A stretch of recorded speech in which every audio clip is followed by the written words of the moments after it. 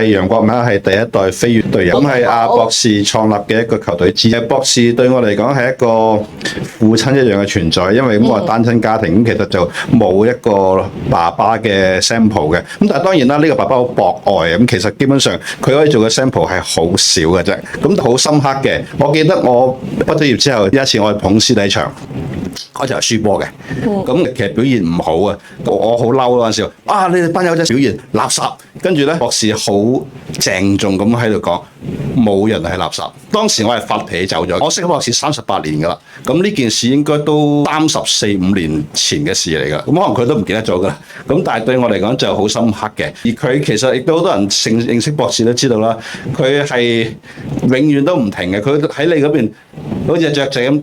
蜻蜓點水過，即係佢飛走咗嘅。Anyway， 多謝你生日快樂啊 ！OK， 好。喺你個生命裏邊咧，你覺得博士咧就好似一個父親嘅存在對你嚟講。咁你就不過佢亦都好忙，所以咧就即係有時可以好呢個父親喺你身邊咧，有時咧佢都係好多人嘅父親都會周圍飛嘅。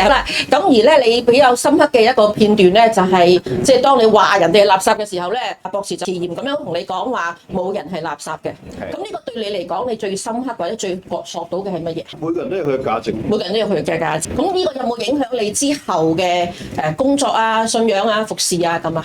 我諗係對於一個對人嘅價值係一個好嘅提醒嚟嘅，因為通常我哋都從我哋自我出發，一定自我中心嘅，呢個基本上係肯定嘅。咁點樣去肯定其他人，尤其你覺得佢不如你嘅人，佢嘅價值呢？咁呢個係一個好嘅提醒，即係未必係可以將佢量化，但係當你覺得有人不如你或者佢影響咗你嘅時候，會有提醒自己就其實每一個人都有佢自己才幹啦，佢嘅能，只不過係個組合呈現喺你嗰時，你遇到啲咩咁嘅？對你嘅工作啊，或者對你嘅即係侍奉啊，有冇邊一方面特別嘅影響啊？幫助咧？我諗潛移默化咗喺成個人生裏邊，因為如果只係單一影響，咁就變咗個 sample 去學習啦。咁但係我覺得一個生命嘅建立係遠比一個模範式去模仿嘅重要。你喺博士生命嘅流露同埋佢對你嘅教導咧，係內化咗佢一啲嘅價值，而咧變一個更好嘅國民。新教嚟嘅啲係。OK， 好，咁多謝晒國明嚇，好多謝你嘅分享，亦都好有